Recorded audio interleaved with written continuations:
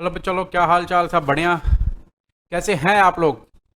और पढ़ाई तो एकदम जोरों शोरों से चल रही होगी, क्या ख़त्म हो गई होगी? एंड रिविजन्स भी ख़त्म हो गए होंगे। अब सिर्फ आपको परीक्षाएं देनी है और कुछ नहीं करना है।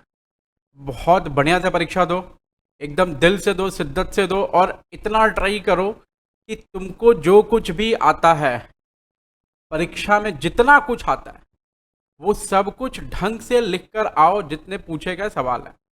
ठीक है? उनमें किसी भी तरह की गड़बड़ ना करो, ट्राई करो। ये AS11 रह गया था, तो रिवीजन के लिए जैसा मैंने आपसे वादा किया था कि मैं सारे AS के रिवीजन डाल दूंगा, तो इस AS11 का रिवीजन रह गया था, वो मैं इसको टाइम मिलते रिकॉर्ड किया और रिकॉर्ड करके डाल दे रहा हूँ। सबसे पहले thank you so much for having so much faith in our classes. जितने भी लोग देख रहे हैं, जैसे भी देख रहे हैं, सबको बहुत बहुत धन्यवाद। अगर कोई 2 लोग भी देखेंगे तो भी धन्यवाद, कोई 1000 लोग देखें उनको भी धन्यवाद। सबका स्वागत है, सबको धन्यवाद। मैं आप सबसे ये आग्रह जरूर करना चाहता हूँ कि प्लीज़ हमारे चैनल पर आप जब भी आएँ, प्लीज़ जब भी आएँ, एक बार इस चैनल को ज़रूर सब्सक्राइब करें। आप देखें, आपका दिल खुश हो जाएगा। आप इस चैनल को सब्सक्राइब करें और अपने दोस्तों के साथ ज़रूर शेयर करें इस चैनल को। जब तक आप अपने दोस्तों के साथ शेयर नहीं करेंगे, तब तक आपको कैसे पता चलेगा कि भाई sharing is caring, sharing is always a caring thing. And पढ़ेगा इंडिया तभी तो बढ़ेगा इंडिया, और पढ़ेगा तभी इंडिया जब ये वीडियो उन तक पहुंचेगा। तो जो भी आपने जहाँ से भी क्लासेस ली हैं, जिन गुरुजी से भी क्लासेस ली हैं, उन गुरुजी का क्लास आप करें करें हैं, बहुत बढ़िया बात है। अब रिवीजन वहाँ से भी कर ले, बहुत बढ़िया बात है। अगर मान लो किसी बच्चे ने क्लास नहीं ली या फिर किसी को रिवीजन में दिक्कत हो रही, तो वो ये वीडियो देख करके रिवाइज कर सकता है। ठीक है? तो चलिए, अब बिना समय गंवाए मैं लास्ट टाइम आपको कहना चाहता हूँ कि जो भी आ रहे हैं इस चैनल पर पहली बार, वो सभी प्लीज़ सब्सक्राइब जरूर करें और बेल आइकन में ऑल वाली जो ऑप्शन है उसको ऑप्ट करें, क्योंकि आपको सब सारी नोटिफिकेशंस मिलती रहेंगी। और जो हमारे सब्सक्राइबर पहले से हैं, प्लीज़ बेटा आप लोग सब इनको अपने दोस्तों तक ज़रूर शेयर करो, क्योंकि शेयरिंग इज़ केयरिंग मैंने पहले भी कहा है। दोस्तों तक शेयर करेंगे, आपका ये चैनल जैसे जैसे आगे बढ़ेगा, ये आपका चैनल है, आपके इमोशंस इसके साथ जुड़े हुए हैं, ये आपका चैनल आगे बढ़ेगा, सब कुछ आगे बढ़ेगा। चले फिर, बिना समय गंवाए स्टार्ट करते हैं हम लोग जल्दी से, एकदम फटाफट क्विकली। भाई AS11 है क्या? अकाउंटिंग स्टैंडर्ड 11 इसका नाम है, अकाउंटिंग स्टैंडर्ड 11। अकाउंटिंग स्टैंडर्ड 11 का देखो जो हेडलाइन है वो है effect of changes in foreign exchange rates. तो हम लोग फॉरेन एक्सचेंज रेट्स के बारे में बहुत कुछ पढ़ेंगे इस AS में। मैं 1 मिनट भी गवाता नहीं हूँ, अब 2 मिनट 46 सेकंड हो गए हैं। चलो मैं स्टार्ट करता हूँ directly. Note number 1, applicability. So this AS is applicable to all enterprise. Once again, this AS is applicable to all enterprise and no exemptions for any enterprises. ठीक है? And this AS deals with what? Foreign exchange transactions. जितने भी foreign exchange transactions होंगे वो ये AS deal करता है। और foreign exchange operations जैसे नॉन इंटीग्रल फॉरेन ऑपरेशन और इंटीग्रल फॉरेन ऑपरेशन को डील करता है, और फॉरवर्ड कॉन्ट्रैक्ट में भी डील करता है ये ट्रांजैक्शन, ये AS। ठीक है? चलें, आपको कुछ टर्म्स जानने होंगे जो बहुत ज़रूरी हैं। वो टर्म्स जानने आप आए जरा, एक बार वो टर्म्स जाने, उसके बाद आपको समझ में आएगा आगे और भी क्या क्या टर्म्स है। फिर पहले तो मैं बात करूंगा कि फॉरेन करेंसी क्या होती है, उसके बारे में, कि foreign currency means currency other then reporting currency. What is reporting currency? जैसे मान लो हम इंडिया के लोग हैं, ठीक है, एंड हमें भारतीय होने पर बहुत गर्व है कि नहीं है गर्व? अरे गर्व है ना भारतीय होने पर। फटाफट लाइक दबा दो इस वीडियो को यार, और प्लीज़ नीचे कमेंट किया करो। आप कमेंट नहीं करते, मेरे को समझ नहीं आता कि आपको कैसे समझ आया नहीं आया। प्लीज़ सबसे रिक्वेस्ट है, प्लीज़ लाइक और कमेंट जरूर किया करें। आपसे सबसे आग्रह है, जितने लोग भी ये वीडियो देख रहे हैं, लाइक और कमेंट जरूर करें, जरूर करें, जरूर करें, सबसे आग्रह है। तो फॉरेन एक्सचेंज, फॉरेन करेंसी क्या होती है? जैसे हम इंडिया के लोग हैं, तो इंडिया के लोगों के लिए रिपोर्टिंग करेंसी क्या होगी? Indian currency. और फॉरेन करेंसी क्या होगी? कोई other currency other than Indian currency. तो यहाँ मैंने लिख भी रखा, rupee is the reporting currency for our country, and foreign currency में डॉलर, पाउंड, फलाना ढिमकाना जो भी है। ठीक है?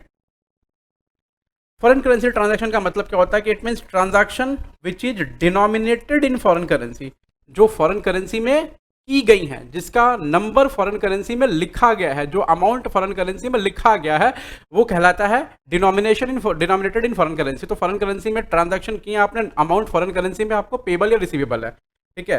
And required settlement in foreign currency, मतलब फॉरेन करेंसी में ट्रांजैक्शन हुए हैं आपके, एंड उसका सेटलमेंट जब या तो पेबल होगा या तो रिसीवेबल होगा, वो किस में होगा? फॉरेन करेंसी में होगा। देखो नीचे मैंने लिखा है क्या क्या ट्रांजैक्शन होता है। बाई और सेल गुड्स और services in foreign currency, borrowing और lending in foreign currency, foreign exchange contracts और एक्वायर्स एसेट्स और settle liabilities in foreign currency. तो ये सब क्या है, फॉरेन करेंसी का ट्रांजैक्शन है। उसके बाद तीसरा टर्म है, देखो इंस्टीट्यूट ने साफ सुथरे तौर पे ये टर्म्स लिखे हैं, मैं आपको साफ सुथरे तौर पे ये टर्म्स का मतलब समझा रहा हूँ। फिर कह रहा है कि फॉरेन एक्सचेंज का रेट क्या होता है, बोला it is the rate at which foreign exchange transaction took place. ये वो रेट है जिसपे फॉरेन एक्सचेंज का ट्रांजैक्शन होता है, उसको फॉरेन एक्सचेंज रेट्स बोलते हैं। तो रेट्स कितने तरह के हो गए, एक तो आपका हो गया एक्चुअल रेट। एक्चुअल रेट का मतलब क्या हो गया, वो रेट जिस पे ट्रांजैक्शन हुआ है वो एक्चुअल रेट। एक हो गया ओपनिंग रेट। ओपनिंग रेट का मतलब है beginning of the year. Beginning of the year में जो आपका रेट फॉरेन एक्सचेंज का रहेगा वो कहलाएगा actual opening rate. Closing rate का मतलब जिस दिन बैलेंस शीट आपकी बन रही है उस दिन में यानी एंड ऑफ द ईयर में जो रेट रहेगा वो कहलाएगा क्लोजिंग रेट। एवरेज रेट का मतलब अगर ये सवाल में दिया रहता है ऑलरेडी, अगर नहीं दिया रहेगा तो opening rate plus closing rate divide by 2 कर देंगे, सिंपल सी स्टफ है, ठीक है। उसके बाद एक स्पॉट रेट आता है, ये मैं आपको बाद में बात करूंगा, इस पर स्पॉट रेट के बारे में बाद में बात करूंगा, ठीक है। चौथी चीज देखिए जरा आप, सब रिकॉर्ड हो रहा है, ओके। चौथी चीज monetary items. What are monetary items, देखो आपको मैंने ब्रांच पढ़ाया, ब्रांच में फॉरेन ब्रांच पढ़ाया, आपको वहाँ पे monetary items non monetary items के बारे में डिटेल में बताया। फिर भी मैं यहाँ समझा देता हूँ मॉनेटरी आइटम्स का मतलब क्या हो गया। मॉनेटरी आइटम का मतलब है ये एसेट है या तो लाइबिलिटी है, ठीक है, जिनका रियलाइजेशन अगर एसेट रहेंगे तो रियलाइजेशन होगा, लाइबिलिटी रहेगा सेटलमेंट होगा, वो फिक्स्ड होता है and it is done in foreign currency. मतलब अगर मान लो कोई आपने छोटा सा कॉन्ट्रैक्ट किया किसी के साथ में, सेल का, परचेज का या किसी भी चीज़ का, उसमें अगर आपको पैसे मिलने वाले हैं तो वो एसेट है एंड देने हैं आपको पैसे तो वो liability, and that is done in foreign currency, ठीक है। Like debtors, foreign creditors, loan, bank, financial instrument, bills payable, फलाना ढिमकाना, बहुत सारा कुछ है छोटा छोटा। तो बेसिकली मॉनेटरी आइटम का मतलब current asset and current liability, बस आपको इतना समझना है। उसके बाद में नॉन मॉनेटरी आइटम क्या हो गया, other than current asset and current liability non monetary item होते हैं सारे के सारे, मतलब लॉन्ग टर्म लोन भी होगा तो नॉन मॉनेटरी आइटम है। तो अदर देन मॉनेटरी आइटम्स सारे के सारे क्या होंगे, नॉन मॉनेटरी आइटम हो गए। जैसे मान लो लोन का पैसा हो गया, लॉन्ग टर्म लोन, या फिर एसेट्स हो गए, ठीक है, या फिर ब्रांच का बैलेंस हो गया, या फिर सब्सिडरी का बैलेंस हो गया, ये सब नॉन मॉनेटरी आइटम हो गए। फॉरेन ऑपरेशंस क्या क्या होते हैं, फॉरेन ऑपरेशंस मतलब भारत की कंपनी भारत के बाहर अपने बिजनेस को कर रही है, वो फॉरेन ऑपरेशंस हो गए। बेसिकली ब्रांच के अंदर मैंने डिटेल में बताया, इसको आपको ब्रांच का वीडियो देख लेंगे अगर देखना है तो। उसके बाद इसके दो पार्ट होते हैं, इंटीग्रल फॉरेन ऑपरेशन और non integral foreign operation. For integral foreign operation का मतलब डायरेक्ट कंट्रोल किसका होता है, इंडियन कंपनी का अपने ब्रांच पर होता है। नॉन इंटीग्रल फॉरेन ऑपरेशन का मतलब डायरेक्ट कंट्रोल नहीं होता है, सिर्फ गुड्स सप्लाई होता है बस, और कुछ नहीं है, वो गुड्स अपना बेचे, जो भी करना वो करे। नॉन इंटीग्रल फॉरेन ऑपरेशन, तो दो तरह के फॉरेन ऑपरेशन होगा, मैंने आपको टर्म्स बता दिए, 5-7 मिनट लगा मेरे को टर्म्स बताने में। Now what third point is for recognition. Recognition क्या है बेटा, तो भाई हम जब भी ट्रांजैक्शन करेंगे फॉरेन करेंसी में तो हम कैसे रिकॉग्नाइज करेंगे बुक्स ऑफ अकाउंट में, उस पर बात होगी। This is called recognition. तो रिकॉग्निशन मतलब दो तरह के रिकॉग्निशन आपको पता है, इनिशियल रिकॉग्निशन और सब्सिक्वेंट रिकॉग्निशन। इनिशियल रिकॉग्निशन का क्या मतलब है, इनिशियल रिकॉग्निशन का मतलब है कि जिस दिन हम ट्रांजैक्शन करेंगे उस दिन के रेट पर इनिशियली रिकॉग्नाइज करेंगे ट्रांजैक्शन को, कोई भी आइटम को, उसको बोलेंगे इनिशियल रिकॉग्निशन। तो डेट ऑफ ट्रांजैक्शन पर जब हम रिकॉग्नाइज करेंगे तो उसको बोलेंगे इनिशियल रिकॉग्निशन। जैसे मान लो कि हमने 1/2/21 को परचेज किया कोई चीज़ 80 रुपये में, 80 रुपये पर डॉलर, मतलब 80 डॉलर में, ठीक है। रेट चल रहा है 70 रुपीज़ डॉलर का, तो हम उस दिन के रेट में लेंगे 80 × 70, मतलब 5,600 रुपया। इस पर हमने क्या की, परचेज करी, इस पर हमने क्या की, परचेज करी, ठीक है। अब देखो तो ये क्या होगा, इनिशियल रिकॉग्निशन, मतलब डेट ऑफ ट्रांजैक्शन पर जो हम रिकॉर्डिंग करेंगे वो इनिशियल रिकॉग्निशन हो गया। सब्सिक्वेंट रिकॉग्निशन का मतलब हर बैलेंस शीट डेट में मॉनेटरी आइटम जो होता है ना वो क्लोजिंग रेट में रिकॉर्ड होता है। तो सब्सिक्वेंट रिकॉग्निशन के टाइम पर मॉनेटरी आइटम वो क्लोजिंग रेट में रिकॉर्ड करते हैं, और ऑल नॉन मॉनेटरी आइटम जो होता है वो उसको एक्चुअल ट्रांजैक्शन रेट में रिकॉर्ड होता है, ठीक है। कंटिजेंट लायबिलिटीज उसको क्लोजिंग रेट में रिकॉर्ड करते हैं। तो सब्सिक्वेंट रिकॉग्निशन का ये क्राइटेरिया है। अगर लोन वगैरह रहे तो क्या करते हैं, क्लोजिंग रेट में रिकॉर्ड होता है और उसका फ्लक्चुएशन होता है वो अलग से ट्रीट होता है। तो सब्सिक्वेंट रिकॉग्निशन का मतलब ये हो गया। आगे बात करते हैं कि अगर कोई भी सब्सिक्वेंट रिकॉग्निशन के टाइम पे कोई भी एक्सचेंज डिफरेंस अराइज होता है, ठीक है, तो वो एक्सचेंज डिफरेंस कहाँ जाएगा? पीएल में जाएगा। ठीक है, कहाँ जाएगा? पीएल में जाएगा। चलो, अब यहाँ मैंने कुछ डेटा बना रखा है आपको कन्वर्जन के लिए कि अगर इंटीग्रल फॉरेन ऑपरेशन होगा और नॉन इंटीग्रल फॉरेन ऑपरेशन होगा तो फिर कन्वर्जन कैसे कैसे होगा। देखिए, मॉनेटरी आइटम मतलब करंट एसेट करंट लायबिलिटी का कन्वर्जन किस में हो रहा है? क्लोजिंग रेट में, दोनों में ही। फिक्स्ड एसेट एक्चुअल रेट पर रिकॉर्ड हो रहा है, लेकिन नॉन इंटीग्रल फॉरेन ऑपरेशन में क्लोजिंग रेट पर रिकॉर्ड होता है। उसके बाद हेड ऑफिस का बैलेंस ये सब छोड़ दिया। रेवेन्यू आइटम जो है एवरेज रेट से रिकॉर्ड होते हैं और इधर भी एवरेज रेट से रिकॉर्ड होते हैं। ओपनिंग स्टॉक ओपनिंग रेट से रिकॉर्ड होते हैं, इधर भी ओपनिंग रेट से रिकॉर्ड होते हैं। एक्सचेंज डिफरेंट जो होता है इंटीग्रल फॉरेन ऑपरेशन में वो पीएल में जाता है। नॉन इंटीग्रल फॉरेन ऑपरेशन में जो एक्सचेंज डिफरेंस होता है वो फॉरेन करेंसी ट्रांसलेशन रिजर्व में ट्रांसफर किया जाता है। बस इतनी सी बात है। तो बेसिकली रिकॉग्निशन कैसे होता है? रिकॉग्निशन होता है क्लोजिंग रेट पे। इनिशियल रिकॉग्निशन ट्रांजैक्शन के डेट पे रिकॉर्ड होता है और सब्सिक्वेंट रिकॉग्निशन जो होगा वो क्लोजिंग रेट पे होगा। ठीक है, उसके बाद आ जाओ एग्जाम्पल्स। मैंने कुछ एग्जाम्पल्स लिए हैं, ये नोट नंबर नहीं है, कुछ एग्जाम्पल्स लिए हैं किसको समझाने के लिए? फॉरेन करेंसी के ट्रांजैक्शन को समझाने के लिए। जैसे मान लो मिस्टर एक्स है, उसने गुड्स खरीदा है $1000 का 1/5/20 को। $1000 का गुड्स खरीदा 1/5/20 को। आपको जर्नल एंट्री एंड इम्पैक्ट दिखाना है in the following cases. Case 1, payment कर रहा है 20/3/21 को और पेमेंट मेड ऑन 4/6/22। दूसरा केस, अगर पेमेंट 20/3/21 को करता है और दूसरा केस है अगर पेमेंट 4/6/22 को करता है तो। उसके बाद रेट दे रखा है 1/5/20 को 70 रुपया, 20/3/21 को 75 रुपया और 31/3/21 को 78 रुपया और 4/6/22 को 74 रुपया। ये बैलेंस शीट डेट है। इसमें एक्चुअली लिखा हुआ कहीं नहीं है, मतलब बैलेंस शीट डेट है, आप इतना समझो। तो ये क्या कह रहा है कि अब इसका रिकॉर्डिंग कैसे होगा? देखना जरा, ये क्या है? ये ट्रांजैक्शन है, फॉरेन ट्रांजैक्शन। अब इसकी रिकॉर्डिंग कैसे? इनिशियल रिकॉग्निशन किस तरह होता है? Initial recognition date of transaction पे जो रेट रहेगा उस पर किया जाता है। बात समझ में आ गई? तो ये बेसिकली हमने गुड्स खरीदा है, इसका मतलब ये हमारा कौन हो गया? Foreign creditors. तो एंट्री क्या करेंगे? केस 1 में आ जाना, एंट्री करेंगे 1/5/20 को परचेज अकाउंट डेबिट 70,000 रुपया टू फॉरेन क्रेडिटर अकाउंट 70,000 रुपया। 1000 × 70 का जो रेट है वो किस दिन का रेट ले रहा है? रेट ले रहा है 1/5/20 का। 1/5/20 का रेट ले रहा है 70 रुपया और 1/5/20 क्या हमारा डेट ऑफ ट्रांजैक्शन है? 1/5/20 क्या हमारा डेट ऑफ ट्रांजैक्शन है? समझ आ रहा है? 1/5/20 क्या बेटा हमारा डेट ऑफ ट्रांजैक्शन है। उसके बाद डेट ऑफ पेमेंट कब का है? 20/3/21 का। तो डेट ऑफ पेमेंट में हम आए 20/3/21 को।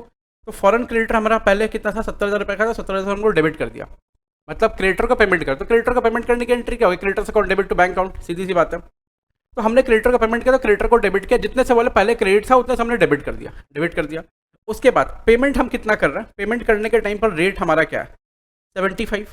तो हम 75 पर पेमेंट कर रहे हैं। तो 75 पर पेमेंट कर रहे हैं, टू बैंक अकाउंट लिख दिया 75। पहले ये लिखा फिर ये लिखा 75, ऐसा लिख दिया, 2 चीज़ लिख दिया। 2 चीज़ लिखने के बाद में तीसरी चीज़, अब देखो ना 70 देना था 75 देना पड़ा, तो आपको नुकसान हुआ कि प्रॉफिट हुआ? नुकसान हो गया। तो जो नुकसान होगा वो कहाँ ट्रीट होगा? फॉरेन एक्सचेंज लॉस में। वो balancing figure foreign exchange loss में चला जाएगा। बात समझ में आ गई? चले, अब बैलेंस शीट डेट में, ये बैलेंस शीट डेट है, इस दिन कोई एंट्री नहीं होगी, इस दिन कोई एंट्री नहीं होगी। उसके बाद केस नंबर 2, 1/5/20 को हमने एंट्री करी, फॉरेन एक्सचेंज क्रेडिटर को रेज किया। फिर उसके बाद बैलेंस शीट डेट आ गया। केस 2 में पेमेंट कब हो रहा है? 4/6/22 को। तो बैलेंस शीट डेट आ गया। बैलेंस शीट डेट में हम देख रहे हैं कि हमारा बैलेंस शीट डेट में रेट कितने का है? रेट है 78 रुपीज़ पर डॉलर का। ठीक है, तो 78 रुपीज़ पर डॉलर का रेट है। तो इसका मतलब है कि हम हर बैलेंस शीट डेट में क्लोजिंग रेट में नॉन मॉनेटरी आइटम को लिखते हैं। तो ये monetary item basically current liability है, तो इसको क्लोजिंग रेट में लिखना पड़ेगा। तो क्लोजिंग रेट में लिखेंगे मतलब पहले 70 में लिखा था, अब किस में लिखना पड़ेगा? 78 में लिखना पड़ेगा। तो हम फॉरेन क्रेडिटर को कितना लिखेंगे? फॉरेन क्रेडिटर को कितना से बढ़ाना है? देखिए 78 करंट रेट है, उस पर फॉरेन क्रेडिटर को लिखना है। तो 78 - 70 8,000 रुपया, 8,000 रुपया, ये सब रुपया है, 8,000 रुपए से फॉरेन क्रेडिटर को बढ़ाएंगे। पहले 70 पर रिकॉर्ड किया था, अब 78 पर रिकॉर्ड करना पड़ रहा है। इसका मतलब फॉरेन क्रेडिटर को 8000 रुपीज से बढ़ाएंगे। बेसिकली सिंपल सी बात है। अब फॉरेन क्रेडिटर को जो 8000 रुपीज से बढ़ाएंगे, फॉरेन क्रेडिटर को जो 8000 रुपीज से बढ़ाएंगे, उसके लिए एंट्री क्या होगी? तो एंट्री होगी टू फॉरेन क्रेडिटर, ये हमने कर दिया।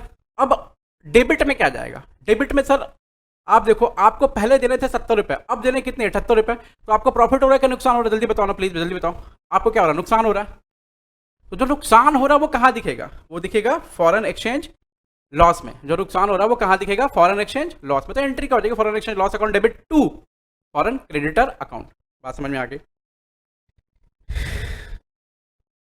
अब 4/6/22 को, 4/6/22 को जब भी पेमेंट होना है, 4/6/22 को जब भी पेमेंट होना है, तो पेमेंट होने के टाइम पे क्या होंगे? एंट्री क्या होगी? सिंपल सी entry, foreign creditors account debit to bank account. Entry यही होगी, foreign creditors account debit to bank account. तो हम फॉरेन क्रेडिटर को डेबिट करेंगे। भैया मेरे ये देखो कि फॉरेन क्रेडिटर को हमने क्रेडिट कितने से किया है?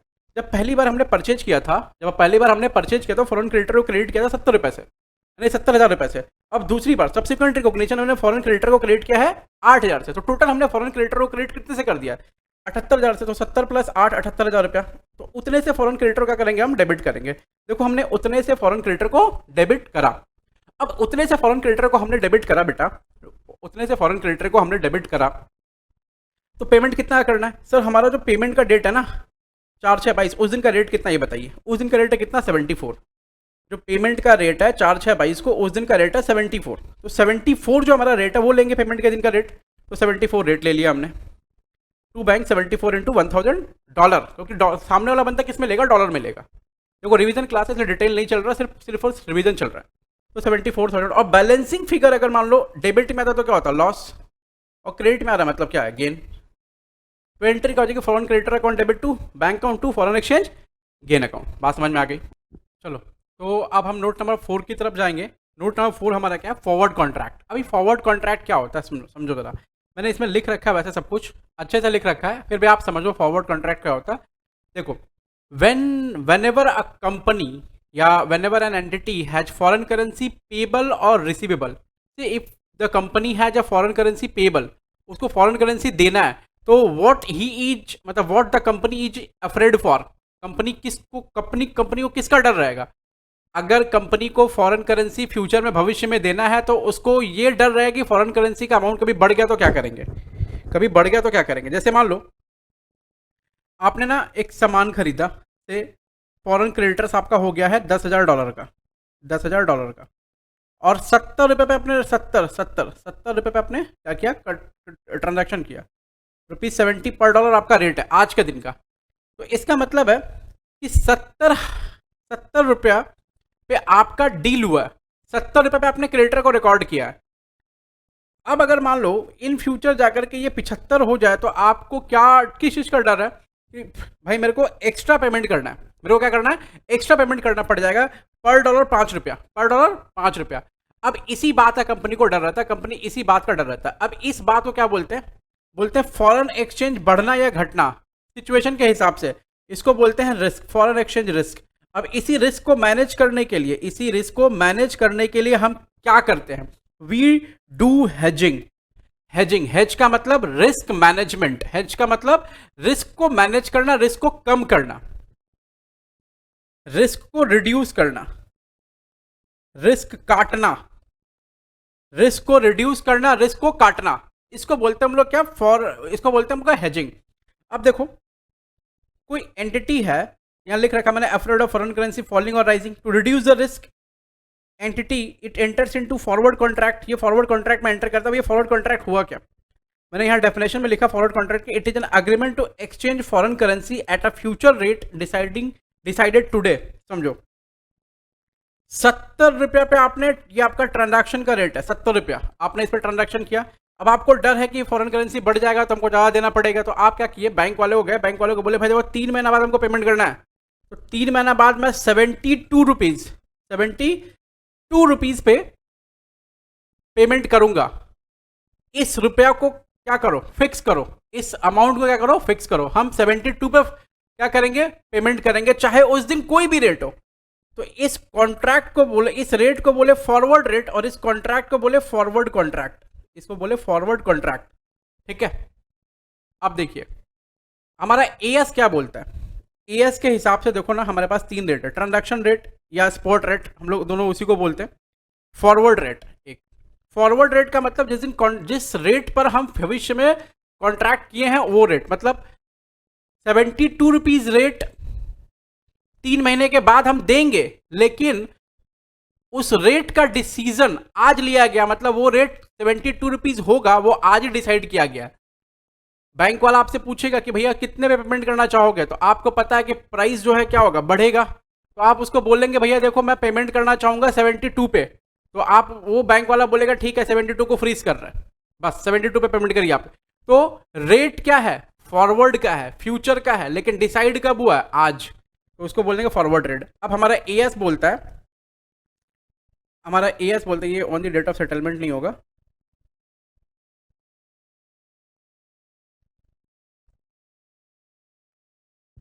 On the date of transaction लिखो,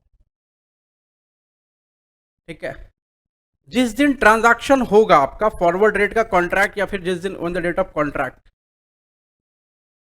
जिस दिन कॉन्ट्रैक्ट होगा आपका, उस दिन difference between spot rate and forward rate जो होगा, उस पर जो डिस्काउंट या प्रीमियम होगा, उसको हम लोग क्या करेंगे, पीएल में राइट ऑफ करेंगे over the life of the contract. अब ये जैसे समझो क्या हो गया, आज का रेट आपका कितना, 70 रुपीज, आपने 72 रुपीज पे क्या किया, कॉन्ट्रैक्ट किया है, तो 2 रुपया क्या करना पड़ता है, एक्स्ट्रा देना पड़ता है, and this extra is what, premium. ये प्रीमियम कहाँ जाएगा, पीएल में राइट ऑफ होगा over the life of the contract, बस। अगर मान लो आपने 70 पे कॉन्ट्रैक्ट किया और 70 रेट है आज का, स्पॉट रेट 70 है, और स्पॉट रेट का मतलब आज का रेट, मतलब स्पॉट रेट का मतलब है जिस दिन, मतलब 3 महीने बाद का स्पॉट रेट बोला, मतलब 3 महीने बाद का करंट रेट जो मार्केट में चल रहा है। 4 महीने बाद का स्पॉट रेट बोला, मतलब 4 महीने बाद का करंट रेट। आज का स्पॉट रेट बोल रहा है, आज के डेट का स्पॉट रेट बोल रहा है, मतलब आज के डेट में जो मार्केट में रेट चल रहा है वो। तो मान लो स्पॉट रेट चल रहा है 75, और आपने बोला कि फॉरवर्ड में कि भाई मैं 65 दूंगा, इसका मतलब फॉरवर्ड में आपको क्या मिल रहा है, डिस्काउंट, ये 5 रुपए का, तो 5 रुपए का डिस्काउंट क्या होगा, पीएल में राइट ऑफ होगा, ठीक है। ये तो इसके लिए हो गया। अब आता है स्पेकुलेशन, ये तो नॉर्मल, ये क्या हो गया, ये नॉर्मल बिजनेसमैन जो अपने जो मॉनेटरी नॉन मॉनेटरी आइटम को हेज करने के लिए, फॉरेन एक्सचेंज के रिस्क को कम करने के लिए काम करता है, वो उसके लिए हो गया। अब बात आ गई कि भाई जो स्पेकुलेशन का ट्रांजैक्शन करते हैं, मतलब जो ट्रेडर है, फॉरेन एक्सचेंज के जो ट्रेडर हैं, उनके में क्या होगा, this is use for trading purpose. जो फॉरेन एक्सचेंज में क्या करते हैं, बेच के फॉरेन एक्सचेंज पैसा कमाते हैं, फॉरेन एक्सचेंज खरीद के बेच के पैसा कमाते हैं, वो foreign exchange trader, forex trader. उन लोग का प्रॉफिट या लॉस कैसे कैलकुलेट होगा, देखिए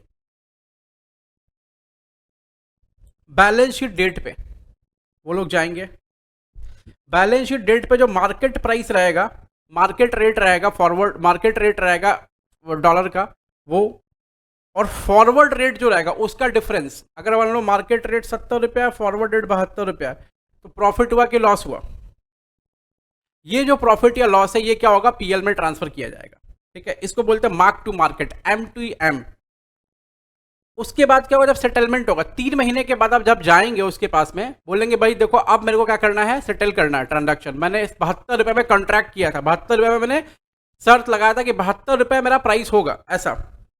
तो उस दिन सेटलमेंट के दिन जो मार्केट रेट मान लो 65 रुपये हो गया, और market rate on the date of balance sheet कितना था, 70 था, इन दोनों का डिफरेंस प्रॉफिट या लॉस होगा और वो पीएल में ट्रांसफर किया जाएगा, ठीक है। एक बात याद रखना, स्पेकुलेशन या ट्रेडिंग पर्पस के लिए क्या होता है, जब आप कॉन्ट्रैक्ट करेंगे उस कॉन्ट्रैक्ट के बाद में बैलेंस शीट डेट जाएगा, बैलेंस शीट डेट में हम चेक करेंगे market rate at balance sheet date, और फॉरवर्ड कॉन्ट्रैक्ट का डेट में market rate at balance sheet date and forward contract के रेट में उस दिन क्या डिफरेंस है, उसको प्रॉफिट या लॉस बोलेंगे, और वो पीएल में ट्रांसफर होगा। उसके बाद में जब सेटलमेंट का डेट मेरा आएगा, 3 महीने 4 महीने 5 महीने जब का कॉन्ट्रैक्ट रहेगा, उस सेटलमेंट के डेट में market rate on the date of settlement and market rate on the balance sheet date, उसका डिफरेंस जो होगा वो हमारा क्या होगा, पीएल में जाएगा।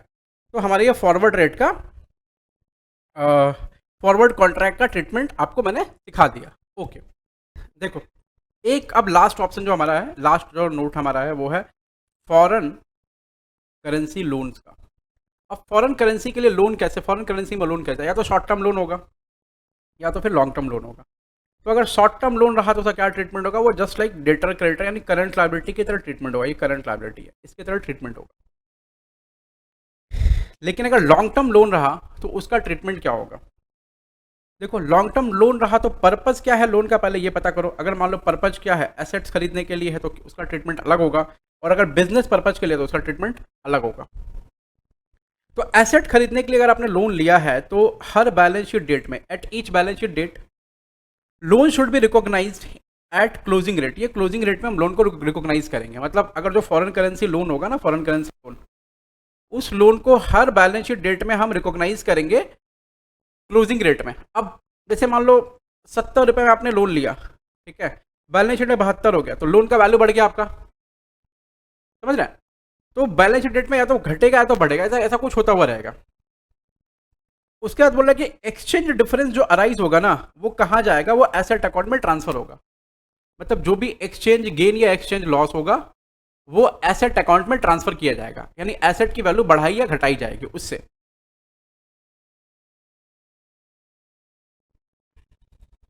और फिर डेप्रिसिएशन वगैरह चार्ज किया जाएगा एज यूजुअल जैसे होता है। तो अगर लॉन्ग टर्म लोन एसेट के लिए लिया गया है, अगर लॉन्ग टर्म लोन एसेट के लिए लिया गया है तो इसका मतलब है कि हर बैलेंस शीट डेट में उस लोन का क्या होगा, रिपोर्टिंग डेट में हम चेक करेंगे कि उस लोन का कितना वैल्यू है, उस लोन का कितना वैल्यू है। अब उसमें उस लोन के वैल्यू में जो इंक्रीज या डिक्रीज होगा वो जाकर के हमारे फिक्स्ड एसेट अकाउंट, वो जाकर के हमारे फिक्स्ड एसेट अकाउंट से क्या होगा, एडजस्ट होगा। वो जाकर के हमारे फिक्स्ड एसेट अकाउंट से क्या होगा, एडजस्ट होगा। अगर मान लो लोन का वैल्यू बढ़ गया तो हमारा फिक्स एसेट का वैल्यू बढ़ जाएगा, लोन का वैल्यू घट गया तो हमारा फिक्स एसेट का वैल्यू घट जाएगा। एकदम सिंपल सा स्टफ।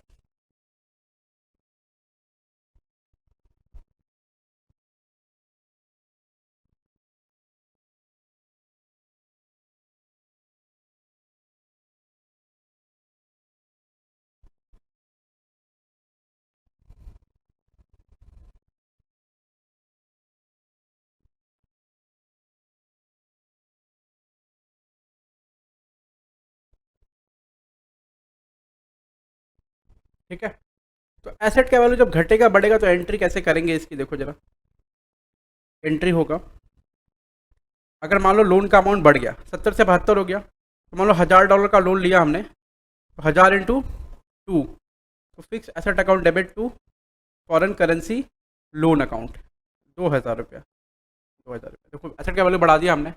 तो एसेट, तो बेसिकली यहाँ पर क्या होगा कि हर बैलेंस शीट डेट में हम चेक करेंगे और उसको क्लोजिंग रेट में लिखेंगे। जब हम क्लोजिंग रेट में लिखेंगे तो हो सकता है एसेट का वैल्यू बढ़े या घटे। अब कैसे बढ़े या घटेगा, अगर मान लो एक्सचेंज रेट बढ़ रहा है तो लोन की वैल्यू बढ़ेगी, तो लोन की जितनी वैल्यू बढ़ेगी उसको एसेट के कॉस्ट में हम लोग ऐड करते जाएंगे, यानी एसेट के अकाउंट में वो पढ़ता चला जाएगा। जैसे मान लो ये फिक्स एसेट का अकाउंट होगा ना, तो फॉरेन करेंसी लोन लेंगे तो एंट्री क्या लेंगे, फॉरेन करेंसी लोन अकाउंट। अब जब बढ़ेगा तो क्या करेंगे भाई, फॉरेन करेंसी लोन अकाउंट, बस ऐसे, और कुछ नहीं होगा बेटा। सॉरी सॉरी सॉरी सॉरी, ये एसेट का अकाउंट इधर होगा ना, टू फॉरेन करेंसी लोन, और जब बढ़ेगा तो टू फॉरेन करेंसी लोन। ठीक है, और कुछ नहीं, और कुछ नहीं, बस इसी तरह होगा। मैं फिर से बोल रहा हूँ, रिवाइज कराऊँ लास्ट टाइम एकदम, कि लॉन्ग टर्म लोन अगर एक्विजिशन ऑफ एसेट के लिए आपने लिया होगा तो हर बैलेंस शीट डेट में लोन का वैल्यू को क्लोजिंग रेट में लिखा जाएगा, और लोन के वैल्यू में जितनी बढ़ोतरी होगी या फिर जितना लोन का वैल्यू घटेगा उसको हम एसेट से क्या करेंगे, एडजस्ट करेंगे, बस एसेट के वैल्यू से। उसके बाद अगर मान लो लोन आपने बिजनेस पर्पज के लिए लिया होगा, बिजनेस पर्पज के लिए लिया होगा, तो हर बैलेंस शीट डेट में लोन को रिपोर्ट करना है क्लोजिंग रेट में, यहाँ भी क्लोजिंग रेट में। मतलब बेसिकली आपको रिपोर्ट किस पे करना है, क्लोजिंग रेट पे। तो क्लोजिंग रेट पे जब रिपोर्ट करेंगे तो यहाँ पर जो आपका एक्सचेंज का डिफरेंस आएगा उसको भेजेंगे foreign currency monetary item translation difference. इसका फुल फॉर्म है foreign currency monetary item translation difference. ठीक है, अब ये जो डिफरेंस है ट्रीटमेंट क्या होगा, ये पीएल में राइट ऑफ होगा over the life of the loan. Loan का लाइफ अगर 5 साल है तो 5 साल में राइट ऑफ होगा, 6 साल है तो 6 साल में राइट ऑफ होगा। उसके बाद बैलेंस शीट में ये कहाँ पर शो होगा, बैलेंस जो लोन का वैल्यू बचा हुआ रहेगा, जो अनअमर्टाइज्ड यानी अनरिटर्न ऑफ वैल्यू जो बचा हुआ रहेगा, कहाँ शो होगा, वो रिजर्व एंड सरप्लस में शो होगा बेटा, और कहीं शो नहीं होगा। ठीक है, उसके बाद डिस्क्लोजर के तौर पे देख लेते हैं। डिस्क्लोजर में क्या क्या, फॉरेन एक्सचेंज डिफरेंस पीएल में जाएगा, कितना अमाउंट राइट ऑफ कर रहे हैं बताइए, मॉनिटरी आइटम ट्रांसलेशन डिफरेंस में क्या क्या रखा है बताइए, क्लासिफिकेशन, ईफो नीफो का, और भी बहुत सारा कुछ है, ठीक है। Read from text book, as notes. अब इसको एएस नोट से देख लेना या फिर आईसीआई के मैथ से देख लेना, ठीक है। तो बेसिकली बच्चों हमने बहुत कम टाइम में इसका रिवीजन खत्म कर दिया। Thank you so much for this. और आप पढ़ाई बहुत अच्छे से करें, जल्दी से पास हो जाए, मेरी दुआएं आशीर्वाद सभी आपके साथ हैं। तो सब्सक्राइब करना नहीं भूलना, इस चैनल को शेयर करना नहीं भूलना वीडियो को। Thank you so much for this continuing this video. आप इसको मतलब watching, keep continuing watching this video until you complete this particular chapter, ठीक है। चलो bye, good night, thank you so much, bye.